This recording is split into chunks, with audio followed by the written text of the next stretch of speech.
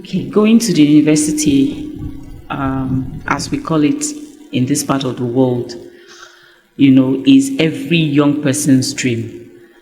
Even parents who may or may not have had the experience want their children to experience or to get to the pinnacle of their education. And this means most of the times going through the walls of a university. The irony, however, is that it is not only academic activities that happen within those walls. There are many transactions that occur outside of academics, some of which have the capacity to derail young people and to set them off the main reason why they came to the university in the first place.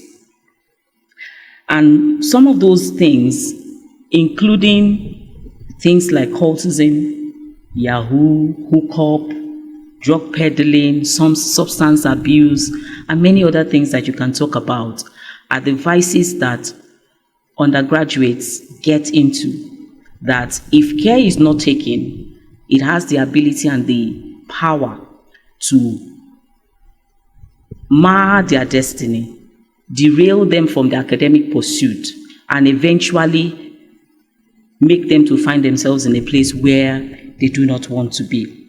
The Nigerian University Commission reports that there are more than 2.1 million Nigerians in universities across the country. We are told that the minimum age of entry is 16. This means that young people on an academic pursuit are exposed to extracurricular activities at as early as their teen years. The challenge, however, is that these young people are naive about such activities and what to do to avoid them. A lot of them are uninformed because, it's not every day you hear or you do a course on cultism or a course on drug addiction or how to avoid getting involved in getting hooked up and things like that. Yet, these vices have dire consequences on the minds, academics, and even the lives of these young people. This is why Matters of Destiny was born. This platform provides the opportunity to discuss these issues. These issues are not usually discussed, especially in church settings, especially, in our society or generally today. And so this opportunity gives us the, ability to be able to give a voice to godly perspectives on these issues and to learn from those who have been there and have walked through that path and have come out of it. So in this edition, we are going to be talking about navigating university life, addressing pitfalls or avoiding pitfalls. Today, I have the privilege and the opportunity to be discussing with someone in the studio who 20 years ago felt like committing suicide. He was filled with frustration and inability to overcome his terrible addictions. And as a young undergraduate of electrical electronics in the University of Port Harcourt then, he was an addict and a dealer of all kinds of drugs, from cocaine to India hemp to cigarettes and others. And he had multiple addictions, which included sex, pornography, masturbation, prostituting, night clubbing, and even the use of voodoo. He was also a gun trader and an active member of a cult, a secret cult, who spilled a lot of blood until he met Jesus. And that's the part that I love to talk about. Until he met Jesus, who transformed his life and gave him a new mission today. Now, he is a lead minister at the Restoration House of God Church and the founder of Empower You Foundation. He's also the CEO of Empower You Holdings. He's also called the Apostles of the Marketplace, and we are so delighted to welcome you to Matters of Destiny 4.0. Apostle Ifeanyi Ogbuefi. Thank you so much, Dr. Thank you. Thank you for doing this with us. We are excited to have you. Thank you. And so, Apostle, I know that you've authored a book that is called Drug Addicts, From Drug Addict to God Addict. And in that book, you told us the story of your life and all the sort of stuff you went through while you were an undergraduate. And, the things you navigated through in your university days. And some of those things that you went into, and the fact that at some point, you almost ended your own life. Yes. Now, I'd like us to start off by you sharing with us your story, particularly how you got into all those vices as a young undergraduate. Thank you so much. Thank you so much. I'm grateful for such a platform. It's a platform that is needed, especially in this fast generation where so many influence on the young people. So thank you so much for having me. I appreciate it. Actually, it's been a journey of 27 years. Wow. It was 1998. As a young undergraduate, just like you said in that book, I was into so many vices. But let's take a little step back so that the young person getting to university can know that the battle they are facing now into 2025 is more than 1999. Yes. Before I get into my vices, I tell parents when they come to meet me with their words for counsel. I think February there was a parent that still called me. A 15-year-old son is having challenge with masturbation and pornography. And so one of my counsel tools, I tell parents, I say, man, when you were growing up, of course, the mom is about almost 60. I said, well, did you have such vices whereby you see naked women in almost everything? She said, no. I said, but this generation, the devil is fighting them so much that every single step they are saying so. So my journey had to do with a journey of influence. I grew up from a very caring parents. If you go through my biography, my parents gave me all they could, but wrong association. So I hope you'll be noting this point. So wherever point you are now, you can note so that you can make turn back. I'm believing that some of you, as we start speaking, you'll be picking out points. So one of the things was the wrong association. Even I got into University of Port Harcourt, do you know that from the first month, I was already seeing people approaching me because I was already with the wrong group. Yeah. So my journey into drug had to do with association. If you could check your association, I couldn't check my association, and that was what led. And as you have it, from my story, you see I was into, it was just a little bit. First, it was Indian Hem. Indian Hem, who led me association. So when I talk to people, I said, if you can check, a young person getting into university, if you can check your association, you've taken over, let me say, 50% of the issue. It has to do with association. So from there, the same friends led me into cocaine. Those same friends, the same group of people. It's not as if an outsider. Yes. It's still that's because if I look in hindsight, I noticed it was just one same group of people the enemy was using. So that same group led me into clubbing. I was very, very brilliant guy. In my WAEC, I did both science and art. My GC, I did pure science.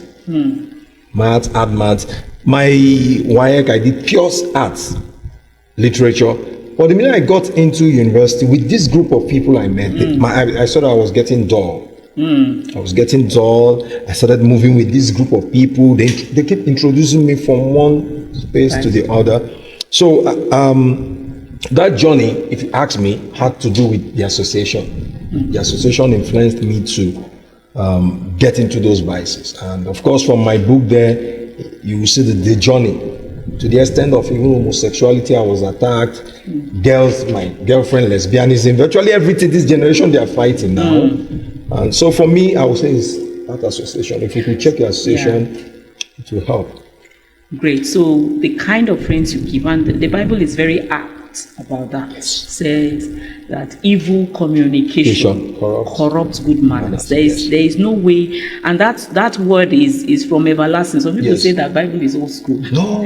The word of God can never be old school. It's been there and it's been there for ages, and it is the answer to every issue Yes. that we are facing today. Yes. So check your associations. So the kinds of friends you keep, will go a long way in determining the things that you do. Yes. Now, you talked about the vices you went into, Yes. and I was just wondering that you talked about homosexuality, Yes. lesbianism, and all those Yes. things. Those things, as far back as 1998, 1998. were issues that the you issues I faced. That means that even now, Is what they are now. not new. No. The devil still uses the same old tricks. It's just that In a he's different form. modifying it. He beautifies it, he puts icing on it, he covers it up, he changes his name, changes his style and things like that. But it's still the same old sin and old trick. Great. So I'd like you to tell me a little bit more about, like an undergraduate who gets into university now. Like I was saying earlier, many of them are naive. 16-year-old, 17-year-old, they are coming from a background that has been protected all their lives. Yes. They've never been exposed. They are getting to the university for the first time. Some of them were attending day school, that the parents drop them, pick them, drop them, pick them. Exactly. So they don't know life. True. And a lot of them are like that. Now they get into university, and the curiosity of their minds also is a factor. They want to know, they want to explore. Some who have never had the chance of living on their own, and they're like, all of a sudden, you're on your own, you have all the time in the world. How did you, for you, what were some of the things that you would, looking back now, consider as pitfalls that parents should avoid, when sending their young teenagers or young people to the university? All right, thank you. Now, I'm going to do two. One for the parents, then for the students, the young people. First, I will say, parents, don't stop communicating to your children. Don't stop communicating. Communication is very, very important. And as your ward or your child is getting ready for university, it's important you consciously build that relationship. Let that child know that no matter how it goes, you can talk to me. It has to be conscious. Part of the challenge I had, I had a loving mother that could talk. Of course, we didn't have more GSM like then. Then for you to call, you have to go to Nitel. Yes. And call home. Remember. So I used to go to Nitel. So it's not as if, so we didn't have GSM. But these days, you could call, you have an asset, you could call your child. So for parents, first, before make sure your communication, that's one of the key. Two, no matter what it is, make sure you're not a judgmental parent. You must give room for your child to trust you, because these kids are going to an environment that somebody is going to convince them. Already under your roof, the social media is already convincing them. Under your roof, TikTok is convincing them. I never had TikTok. YouTube is convincing them. Facebook is Instagram is convincing. LinkedIn, under your roof. So imagine when they are not under your roof. So get that. I'm trying to, from the parents' angle, so that you could be saved. Then, of course, number 3, for those that are following Christ, make sure you keep them in prayer. Prayer works. Prayer works. Yes. That's for the parents for now. For the young 16, first, this program is matters of destiny. Do you think you have a destiny? Do you think, first, that's what I want to ask that young person. I believe you have. I believe you have, because God have created you for a reason. So, before getting to the campus, I didn't have a lot of this cancer. And that's why when I work with young people, I make them see why they have to have a personal choice to live, to want to live. Because it's going to be tested. Yeah. It's going to be tested. In the fellowship, it's going to be tested. Especially these days that a lot of people come in the vice of being Christian. We can't differentiate from dressing, from character, from value. So first, I want to speak to you. Before you go to the camp, you must have a goal you want to achieve.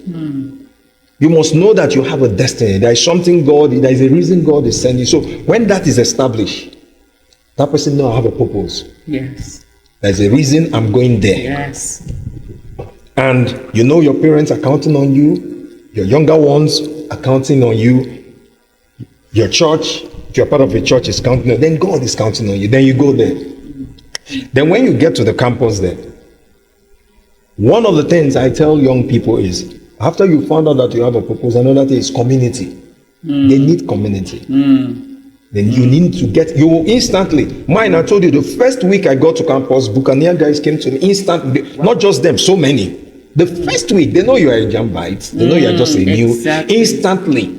It's like winning souls when someone is, they do it consciously, they are conscious. They know the new intake are coming in, so they send you from that first week. So if you, when coming to the school, you already have a mind that one, I have a purpose, two, you know some people will come from me. And you start preparing to have a new body, an association, a group, preferably a fellowship. Yes. Not just fellowship. Something again that I noticed, which in looking back, I noticed that there are some guys that not really fellowship per se, but instantly, under 1 month, I noticed this group of people were more focused. It was later on I noticed. You know, so if you have that preconceived mind, and for that young person, have a goal, then when you get to the system, they will approach you. The girls will approach. And these days, these young people, there are a lot of information. But I'm finding, because this conversation we are having is something I've been asking God to guide me to give the right counsel. There are so many information they can get. But the moment they can have an identity, they know their identity. Once you can help your child to know who they are, they are valuable. No young girl will come from anywhere and want to influence them. It will be very difficult. I didn't know much of my identity. And that's one of the reasons it was easy to start with this little thing. Hey, come over, let's have a little drink. You start seeing the vices. But I didn't have that. So if you have that identity, if you try and look out for that group, it will help them. That's just one. But of course, as they start going, there is a part of prayer. I don't want prayer is a part that definitely will come. But if they take care of these two, they know how they are going to work on the purpose to their community. 3, one of the things I tell younger people has to do with Dr. Shola, has to do with engaging themselves, because young people they want to explore. They want to explore relationship, they want to explore the environment, they want to explore new things. Have some other things. They must build extracurricular activities. They must. And that's where places like fellowship. Yes. That's where places like fellowship come.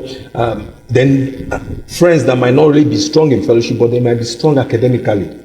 There are a couple of friends that when I was almost going to spend longer years as an engineering student, I now discovered them. I say, yeah, I used to see you guys play football. Yeah, you don't come much to fellowship, but you were very focused on your academics. They had value. This way, they had good value. So I found out that not necessarily some young people might be saying, I don't want to be going to church often. But I found out that if they consciously know what they want as a person, you want to achieve your goal, you don't want to get, because it's a choice. I found out that a lot of these young people, their generation, they are smart. Yes. I'm getting to know, because from my counseling experience, I'm getting to know that this generation, they are really wiser. Yes. They are wise. So I found out that same power to choose life and death, to choose good and bad, is in them. They have it. But at times they need to hear, they need someone to guide and put some practical. Mine was that I did not have that specific goal, and that those group influenced me, and it just starts instantly like this, from one to the other. So don't even give room. So as you're getting, there is what's the new thing they are going to give you? What, like the runs girl? I had so many of those girls that were into runs, the senators, as of 1999, 2000, politicians, young girls from where they want to try. Some never came back. Wow. Some got pregnant. Some got so. For those that were able to survive, because I took it as a big project to find out why is it that some girls could not. Is it that their parents had all the money? I find that it's not really about money. Yes. It's not really about money. Some were from wealthy homes, they were disciplined. Some were from poor homes, they were disciplined. I find that it's choices. Absolutely. Absolutely. So you just hit something that, there was one program that I was having, and I was speaking to young people. And then I was saying that really it is not what happens to you in life that matters, but it is the way you respond to what happens to you in life. And I was sharing my own personal story that my mom died when I was in GSS 3, and my dad died when I was in the year 4 of medical school.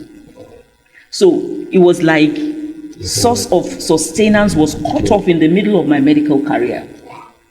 And I had to depend on brothers, sisters, the goodwill of my parents, friends, and all that to go through medical school. And at that point, I had choices. Yeah. There were many things I could have done to succeed as to meet my needs while I was on campus. But the good thing is that by that time, I had already known God. I had already known Jesus. I had given my heart to Jesus. And I had now learned to depend on God. That there were times I had to drink Gary, and moi. No, nothing left. And exams were coming. I couldn't go anywhere. I would, the little money I had, I would turn it into fasting. I would have 1 week of fasting, just be eating in the evening, just to sustain myself. But that was a choice. That was a choice. There were other choices I could have made. I could have followed girls to go with senators, with people, and do those things. But I chose not to do that. So the thing is, it's not so much as, it's the circumstance. I lost my dad, I lost my mom, that I didn't have money to sustain myself, so I had to do it. No, you don't have to do it. You don't have to do runs. You don't have to do hookup. No, you don't have to. If you make up your mind that this is not right, I will not do it, God will make a way for you.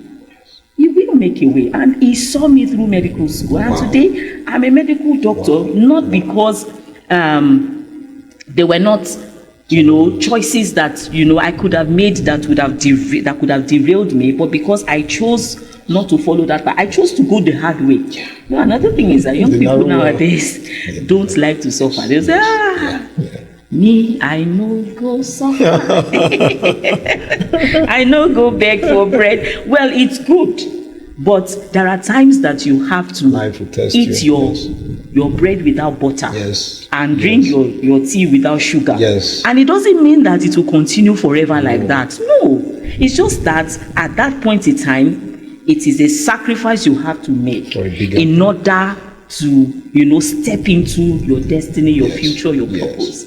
And I think that is something that is missing. And thank you for touching on that. So you've said a lot of things about some of the things that young people going into university need to pay attention to. And one of the things that, came to mind is when young people are going to university, and I know some parents, they do prep talks.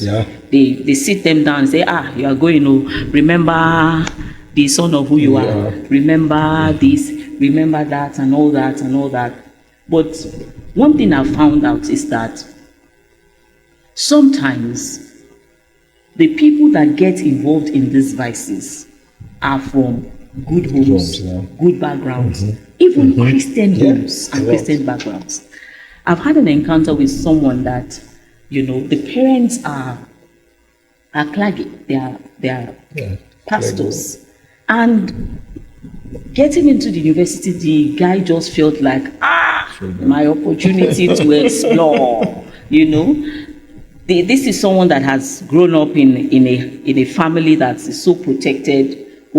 I'm going to visit a friend, I'll drop you, I'll pick you, and things like that. Now, so what do you think about, what do you think parents need to guard against in the way they prepare their teenagers for university, in terms of, giving them freedom, liberty? Because, one of the things that person said was that my parents never allowed me to do what I wanted to do. So getting into university was my escape. It was my escape. So I wanted to do all those things that they didn't want me to do while I was in the house. And I was like, okay, but your parents did that because they loved you and they were trying to protect you. But it turned out that it's like the thing backfired. So I'm wondering, so how then should parents, handle that kind of situation where a young person wants to be free, but then you're saying, these days you have to be careful, security conscious and things like that, but you don't know that those things is like you are restricting them and restraining them. So I'd like to hear. That's awesome. For that young person, you have to know that action have consequences. Yes. Action have consequences. Now, for the parents, I have 4 lovely kids, and of course, a lot of adopted kids, and some of them in university. And one of the things I established from knowledge, that's why when parents come over and say, hey, Apostle, my child is going through this issue. One of the standard word I use for the parents, I said, don't let your love depart from this child. Before we now begin to treat the issues, let's establish you will love this child unconditionally. 2 is, I found out for those kids that when they get on campus, they're like, I've seen a lot of them. Yeah. It just goes back to exactly what you said at home. And that is where I still believe communication does a lot. Whereby from the home, parents can allow, because someday this kid is going to leave. Yeah. My kids presently, younger, the teenage one and the one that is about 18, at times I intentionally, because of my experience, I found out these kids are going to leave me someday. I'll say, where are you going to? Daddy, we are going here. Okay, I will allow you go, but can you call me when you are there? Intentionally. I found out, I've been doing this over time, that all my kids, there's this level of they want to be accountable to me. They feel I don't really lock them up. Yeah. It's not as if I allow them go everywhere. But there's this understanding between I and my kids that no matter what it is, Dad will allow me, Dad will look out for me, Dad will want me to, no matter how it goes, I will share. There was one of my daughters that went to a party. She said she was reaching me, but I couldn't be reached, and she just went with the kids. When we came back, she knew I would be angry. She apologized. I said, but normally you're supposed to tell me. I don't have the details. And normally maybe she expects I'll really discipline her, maybe take off her allowance or do her something that she won't like because she's almost a teenager. But we went another route. Now there was another day similar thing occurred. She had to wait. That's just an example. So parents must know that the way we are brought up is different from this generation. Yes. It's different. It's reality. And you cannot use the mindset of your generation to fix them. It can't happen. But it's unfortunate most time we don't get it. We don't get it. So it's only when in reality there is an issue, maybe the child now feels especially for the boys, that they get a little bit rude, they talk to their parents. Maybe this is like a young guy that used to be obedient. Suddenly he's rude. The father will be wondering, is someone, the mother will be panicking. I've seen such cases. But you just find out it's someone that just met some other people that gave him advice and found there's a better way. But I don't think parents should let it get to that. Yeah. So for the parents that are privileged to get to watch this program, it's important you start it now. And just like us, that we're children of God, the highest thing God wants is fellowship. Yes. That's all God created man for, relationship. So it's a conscious effort. It's not an assumption. If you're a traveling parent, if you're a traveling mother, you must. If they establish that, every other thing we are advising their children will fall into place. For me, I told you I was abused. What led to it was I was abused. Why? I was abused at the age of 7, sexually abused by an older woman. That sent a seed into me. But now my kids, I don't think anyone can abuse them. Why? Because I go into conversation with them. I don't hide it. I remember in those days when my dad first saw me with a lady talking, my father didn't come and started guiding me. All he just said, guys and girls don't stand though. But there was I was like that. Why is that for? He didn't go into detail to explain to me. So believe, I still got to involve more. So for parents, you must just know your generation mindset. In those days, parents don't talk about sex. Yes. Parents don't talk about relationship. Parents don't talk about drugs. Parents don't talk about lesbianism. But in those days, they did not have handsets. Yes. For you to even get access to phone, then you have to. But this generation, they are battling. So where I want parents to know is, one, please, parents, this generation is different. If you have the understanding, to make you handle them differently. They are not bad people, but they are being bombarded. Their mind is being flooded with so many things. So if you have that communication with the child, when the child goes, to be difficult. Of course, when the child now puts those principles we talk, finding a community, having a reason, working on their skills, because there are other things we'll begin to talk for them because they need to explore. But as a Christian, it doesn't mean. That's when I found out Christians do parties. Good party. So, but the orientation we had then was that the Christian life is dull. Christian life is not dull. So it was, of course, later then on campus I found out that Christian life is not dull. It's interesting. So it depends on the community. That's where I was talking about the association. Which association? So for parents must know that this generation we are living in is different from 1980. It's different from 1970. It's different from 1990. Even 2025, the new text AI that are coming up, what kids are creating, what they are seeing. What they are seeing is the mind. Remember, it's a battle of the mind. Yes. If you can help your child to have confidence in themselves, making them know you love them. I love you as you are. I love your body as you are. Don't let any boy tell you that you have to do something, you have to do this for. No, I love you, you are brilliant. Parents have a role to play. For those that want their kids saved. Because at the end of the day, there is almost definitely going to be trouble with some kids. But we believe those watching this program, some of the value they will get, they will start putting it into their lives to work with their kids, so that at the end of the day they will be glad that, because it's knowledge. The Bible talked about people perishing, dying for lack of knowledge. It's lack of knowledge of what you don't know regarding dealing with your word. So parents, please get your word, know that they are living in a different world. And one of the best way you can bridge that gap, be the other voice speaking. Don't let TikTok be the voice talking. You see young girls these days, marriage is a scam. A generation is growing that marriage is a scam. Why? Maybe one young girl that the parents are having issue and now have followers these days that you see, it's like the more crazier people have more followers. We start counseling a young girl that is and start giving her from my own perspective of how marriage is scam. Marriage is not scam. Exactly. So that's what I saw. If the parents should be the other voice countering. Speaking. Thank you so much for that. I think yes, you've hit it on the head, and I think, like I said, when young people are going to school, that's for some parents. That's when they start talking about don't do this, don't do that, don't do this. But it's way before then. Yeah. It's you have to build a relationship with your teenager, and in the way we manage our children, there should be that progression as they increase in age. Your style of discipline should change. 100%. Your style of, your relationship should change. You should get to a place where they can negotiate with you now. They can talk. You can don't shut them down. Don't say, what do you know? Keep quiet. When I'm talking, you don't talk. Those kind of things are the things that make young people or teenagers to say, okay, I'm waiting for my opportunity. When I get out of here.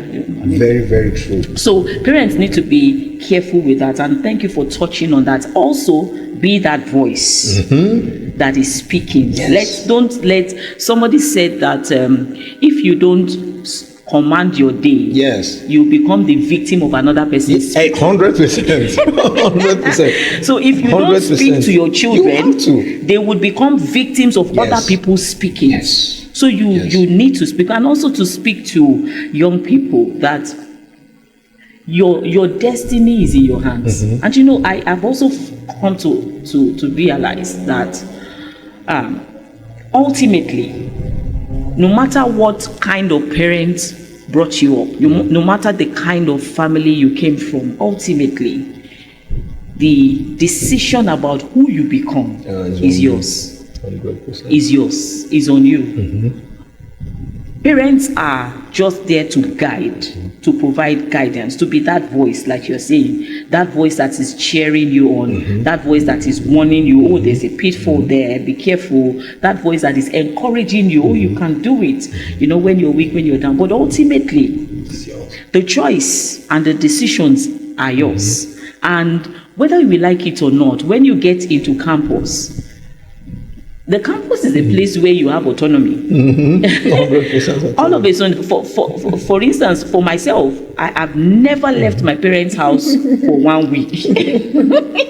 When I got into the university, it was strange. It was like, my God, you mean I'm going to be here for how many level years? Of freedom and sleeping, waking up, nobody tells you, wake up, it's time to do this, wake up, it's time. If you have all your life been somebody that your parents wake you up with morning devotion, you do morning devotion and all of a sudden you are in a place where nobody is there to determine, to wake you up, to say whether you go to class or you don't go. You go to class, you come for lectures, doesn't matter. Just when it's exam, they share exam papers to people who are in the hall.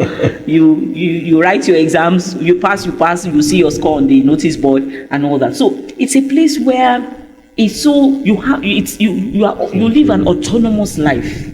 Nobody is controlling you. Nobody is telling you what to do, which means that you have to go into that place with a mindset and focus, like you said. Yes. Like, I'm here to obtain a degree. Yes. And to get that degree, Yes. I need to do this, And this, these goals. this. Okay? And I need to be focused. Yes. So, and I know that there are some young people that have that mindset. They Yes. get into it. Yes. And, coupled with the prayers and the support of their parents. But they still get into some stuff that you now begin to ask yourself, okay, so what happened? What changed that made you then change your mind or get into this? And you talked about association, but I know that there are some other things beyond association. You talked about association and then parents communicating and all that. But I'd like us to talk about a little bit of some of the other factors. There was one of my teenagers during the lockdown that, the parents just walked up to me and said, I just found my son doing drugs. And I'm like, and when he told me, I'm like, when I thought about it, that particular boy is not somebody I would ever have thought would get into such. Quiet, very good boy. He would help in the fellowship. He would do things. He would, he would come early. When she said, I was like, what? What happened? And she herself didn't know what happened. And they just found out during the lockdown when schools were locked down and he had to come back. And they just noticed that he's always alone. His room is always shut. And then, one argument one day, and just got to know. But when it dug, it made me to think that many of our teenagers or many of our young people, we do not know them. We do not know them. Why? Because we don't communicate with them. We know them, my son and all that. But then, how does a mother or a parent build that relationship to such a place where they can know their young people, and that when their young people are having struggles, they are the first port of call, not any other person? And I know you've touched a little bit of, but I want you to talk more about what are some of the factors that tilt people who came from that kind of background, protected background, supported and all that, but they still get into all these vices that could have bad consequences. There was an example of this young boy in Abuja University that came from a very good background. And then one day his friend said, oh, let's go for a party. And then he went with them. And they knew he couldn't swim, and they pushed him into the pool. And then they watched him struggle with his life and drowned. And then when he had drowned, it was CCTV camera that saw that they went to his clothes, picked his wristwatch, picked some of his stuff, his wallet, the things that he had in his pocket, and went away with it. It was later that they sent a message to the parents that they haven't seen their son in school for so long and all that. Wow. We left him in school. And then they found out that he went out with some friends and he died. So that's destiny cut short. That's a life, destroyed and all that. Why? Because of one wrong decision that he made that night. So I'd like you to talk a little bit about Thank you. some of those. Peer pressure is a big one. Last year, before Donald Trump, I was watching him. He was having an interview, and the interviewman asked Donald Trump, the American president, how is it he is able to keep his family? None of his children is doing drugs, like the former president. The son was caught with drugs, prostitute, underage girls. But they say, here is your kids. The whole of them out. You are wealthy. They were asking the president. So I'm going to use that to address this. Is it that your children don't have access to some of these drugs, or they didn't have friends? And I was listening to Donald Trump, and the president said, right from the word go, all his kids. The president used himself. He said he had an elder brother that was into drinking, and the guy died. And he said the brother was smarter than him. And he said they were always scolding the elder brother, the parents. They didn't take it easy on him. He said that's why he never drank one day. Donald Trump, the present president. Wow. He said every single child that he had, why they are like this, he said from the onset, parents have to be communicating. He said that's the same thing I'm doing. And I found out that formula worked before I had that interview, because I look back my life, and that's why I and my kids, we communicate. Because I know where it is. I don't care how wealthy you are, how religious you are. I've seen people that their parents were bishop. They were in my group as a cultist then. Our killer man, the man they call killer man that does the killing, his father is a bishop now. My God. His mother is a deacon. So I've seen all those, and because it's some of those parents that are extremely busy, that they are working for God. And that's why I tell you I'm a marketplace apostle, because I'm learning to let people know that everybody, any profession you are doing, is you're working for God, but it doesn't mean you now throw your responsibility away. Yeah. So some of these kids are from strong Christian home, but still yet, like I told you, our main guy in charge of killing there, his father was a bishop. So how would you explain that? But I found out just from Donald Trump was speaking. He said that experience of his elder brother, and that's why I hope the young people listening, you pick these things. Life happened. Some are from great home, you just like the young person, from a wonderful home, well-respected home, giving everything. Suddenly you change like this. It's that thing we're addressing. Now, Donald said that experience made him say to himself, as a young guy in the military school before he got to university, that I will never drink. He saw what drinking did to his elder brother. So it was a choice. He had so many friends that were drinking, rich parents. So choice. Yes. So another thing he said to himself, all his kids, he rings it into their head. Then they played a video of him talking to Baron, his last son with Melania Trump. They showed him. He carried the guy was about going to school and said, make sure you don't drink, make sure you come with A's. That's the father. That's a billionaire that is so busy. And if you see the other last 3 months, it was in his grandchild. You know that he's conscious. Yes. Do you know what it is to be the United States president? How busy can you be? The president of the strongest nation, and he went to his kids' reciter playing keyboard. Keyboard.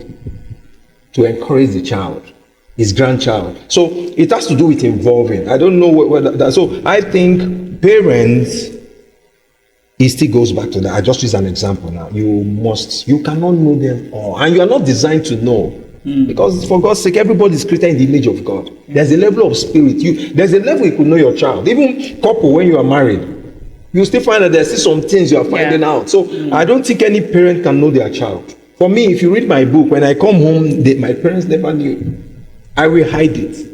It's my mom that at times I will hold it back. At times she didn't go deeper. Because my dad, of course, we don't even speak about. But my mom, she used to complain of one particular friend. That was the friend there was a day she told me, I don't want to see you. And that was the friend that led me into cult. That was the friend that led me into a kind of girls. That was the friend that loved one particular friend. She noticed it. She saw it. So, and that's where the relationship comes. So if the guy is from a great home, he's so innocent, keeps himself, you can't know how you can't. But there's something you can do.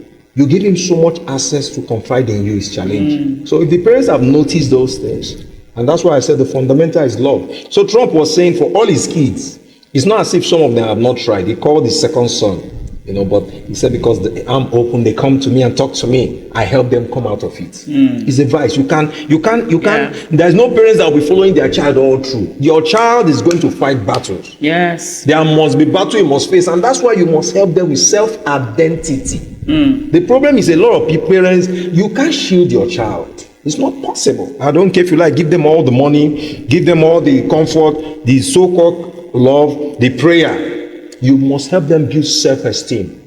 You must help them build identity. You must help them desire to want a goal. You must help them see a future that they will future in. You must help them. And that's what Trump. So he said, all my kids, I'm involved in them. Until even when the daughter The first daughter, what was her name? I forgot, Malina. So yeah, no, Malina is the wife. I forgot the other daughter wanted to marry. He was involved. You know, bring everything. Imagine. So wealth or no wealth, poor or rich, a parents that desire the best for their child must be involved in must be involved. There's no other way. Or you just leave it to gambling. Whatever you see, you pray that the child can come out. And so when a child gets into those, let that child know. Like I came home when my parents heard of I came home, I relaxed. My parents showed me love. They heard all what I did. And that's where the healing began to take place. God began to work on me. They were not like crucifying me. There are some home, I have some friends that their parents literally give them hits. And they'll keep pushing the child away. He keep committing more. He keep getting more destroyed. So if God loves us so much, that's what the Bible talked about. Yes, I was going to come to that point where, first, let's talk about the effect of those vices on you, on your academics, on your relationships, on your life, on everything. Wow. How did they affect you? Wow. If you read my book, the opening, I said, after that woman abused me at the age of 7, sexual molestation, it affected my psyche. So for a young person, you think you want to do wrongs, it's going to affect you. Yeah, you might come out from it. It took time for me to heal sexually. You know, imagine you open yourself to pornography from very young, to masturbation. Even as a Christian, I was still battling some. And one of the things I found out, which is what I tell young people, and that's one of my key, and I'm sharing with parents, is a key. After I came to the Lord, I left the secret cult members, I gave out all my guns, they burnt the guns, I stopped taking the cocaine, Miraculously, God made it. Where I used to take my cocaine, I went there to smoke. I have accepted Christ. Something chased me out. Of course, now I know it was the power of the Holy Spirit. But I went there. The thing was not smelling like waste. I was like, what am I doing here? God began to change. These are the spiritual parts for me. But there is still some mental parts. That's why if someone is coming from that aspect, I believe there are spiritual parts God will bring, but there are mental parts. Mental part, what do I mean? Psychology-wise, I found out that whenever as a young person, I'm feeling the urge, I still want to touch myself and masturbate. As a Christian, I started battling that masturbation. It was a big war. Because I was addicted to prostitutes, I was addicted to masturbation. But what happened? One of those days I was praying with some brethren, and this is my own experience, I think. And the Spirit told me, keep coming to me. I love you the way you are. We worship. And that's why I believe so much in the Word of God. Because I wasn't someone that is used to the Word of God for God's sake. They do my juju, kill my cow. If you stab me, no go. If you shoot me, gone. That was the kind of life. My parents were deacon. But of course, my parents were very involved in an Anglican community. But when I come home, I'm a different person. So, and of course, I've seen those fetish things seemingly work. But of course, it's life. So, what happened? After I came to the Lord, that battle, whenever I do those things, now these are the effects of those abuse, of those. So if you go into this, it will affect my academics. Of course, I was spent 5 years. I spent 7 years. So let's leave that one. But I'm coming. Despite that, you were very brilliant and extremely brilliant. But of course, the secret cult messed me up. That's why I said your decision regarding destiny, and that's why I try to make people. When you find out more about establishing, it will help you. I didn't establish something. So the Word of God helped me. Sincerely, Dr. Shola. There's power. Suddenly I found out that the urge will come. I won't want to touch myself. I won't want to look at pornography. And then I shared it with a young pastor then, and he said, keep doing it, keep praying. And it's over. So it's something years off. So there are effects. It affected my academics. Of course, I had to review. The same way, I moved my friends. I now started sitting in front. I used to sit at the back before when lecturer is teaching and do. Now I started sitting in front, psychology. I started sitting with those guys that were the A1 that had. So even when I was about rounding my extra year, of course they've left, but I have already formed a new mindset. So your mind will be messed up if you go this way. By the end of the day, if you can come back, it still go back to association. I started mixing with guys that were very intelligent, Guys that were focused. Guys that when we sit down, I want to work in Shell, and sincerely, do you know, all of them worked in multinationals. Every single thing. So when I was doing my final year, I was still chatting with some of them. My NYSC, these guys were so sure of themselves. You know, so it helped me in tracing back myself and the community after I've lost. So I cannot. So those decisions you make will affect you. It affects my relationship. God had to heal me. That's where spirituality comes in. I now had spiritual goals. I had financial goals. My father, when I got to school, he got each of us Okada for finance. I started using the money for drugs. Lecture money, I will tell them, they say we should buy this handout textbook. My father, if he's not going to give you money for clothes, he will give you for textbook. I began to write all kind of engineering law, and he will give me money, I'll use it on drugs. Until so it will affect their finances, because as a young student, your parents will give you money. Suddenly, if it has to do with drugs, it will affect you, and that is where the ghost comes in. That is where, but no matter what it is, for those that are followers of Christ, I don't care what they are going through.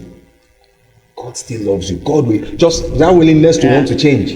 And that's why if you go to some of these organizations where they work on mental health, now they've started introducing some spiritual aspect apart from the normal, because they found that there is some other forces that helps the mind. So it helped me. It affected me a lot, but by God's grace and those. Hallelujah. So I was just going to say that knowing those consequences, at what point did you then realize you needed a change? Wow. And and how did that change? Dr. Shola, I couldn't stop. I'm an extremist. I go to the extreme. That's why if you read, it's an encounter. And I know not everybody. It's now that I'm older and as a minister for over 20 years. Whenever I listen to Apostle Paul, I read Apostle Paul, I feel that same camaraderie, that same experience. I didn't come to God. I had an encounter. Of course, if you read, it's about a girl. And that one is a different issue. How my girl had done some spiritual things, my girlfriend on the campus.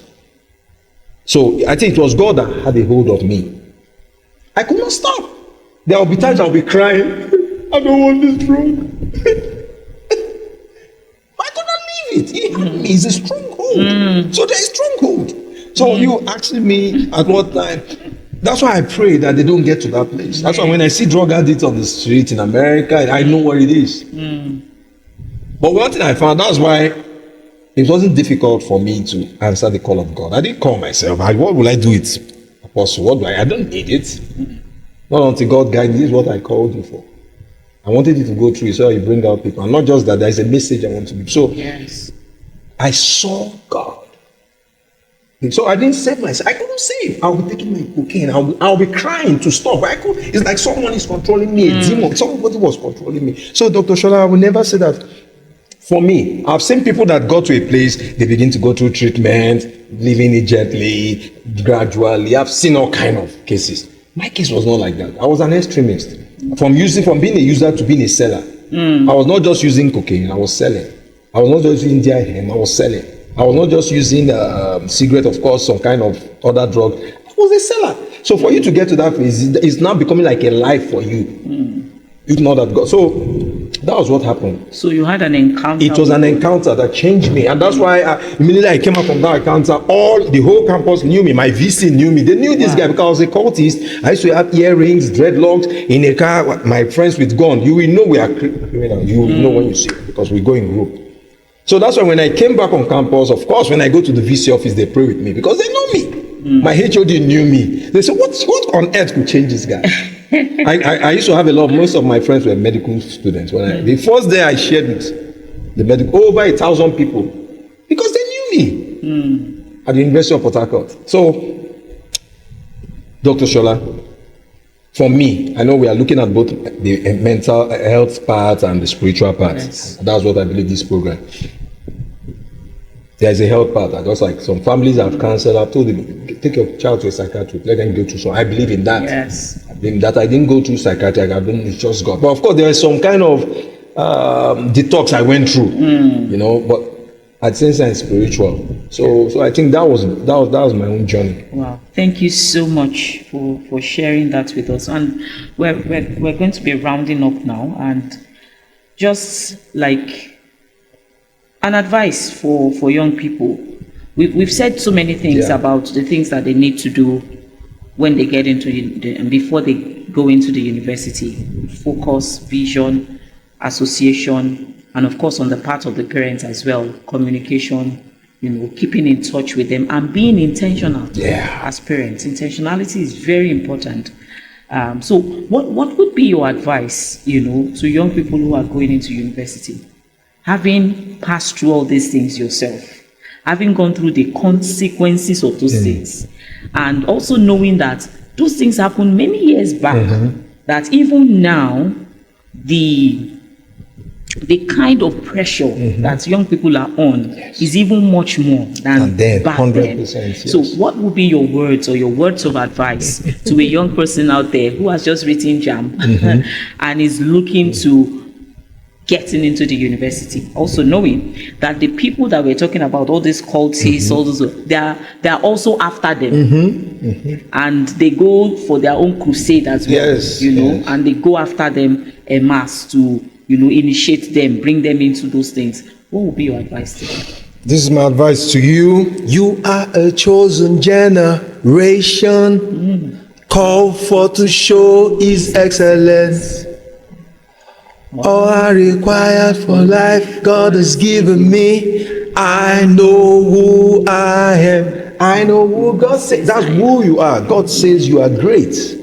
They must know who they are. That's my advice. Please, my young people, you are special. You are precious.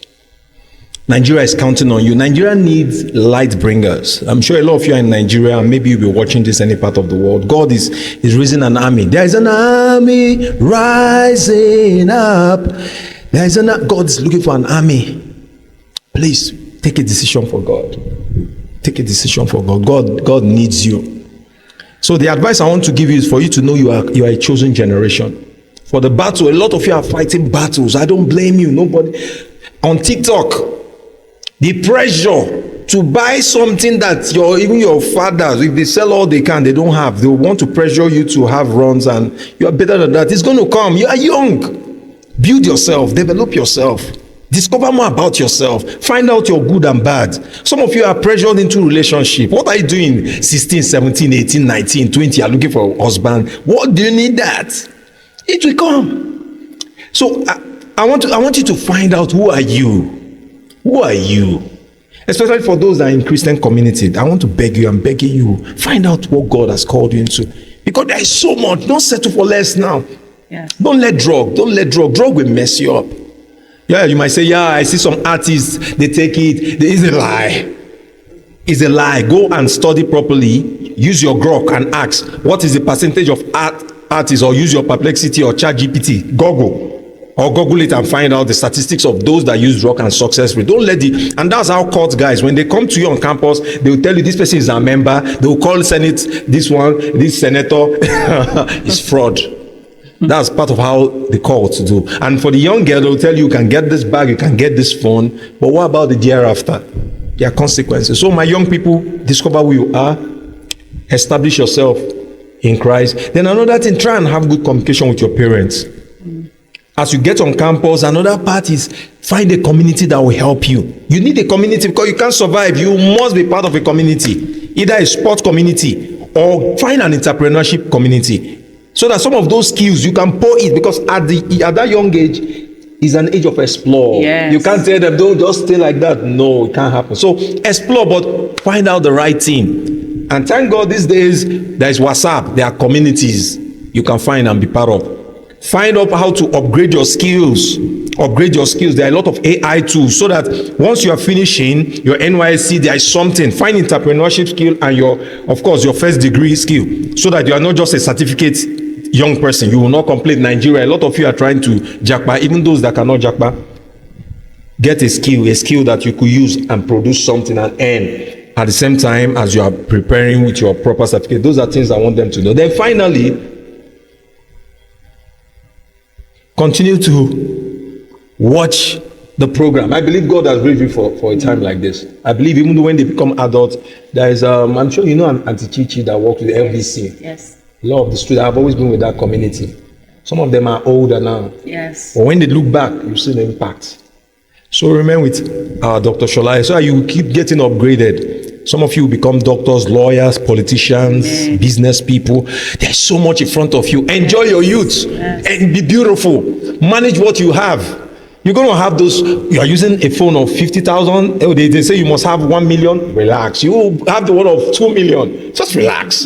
Don't let them influence you. Yes. Have an identity. Find who you are in Christ. Because who you are, you're a king. You're a queen.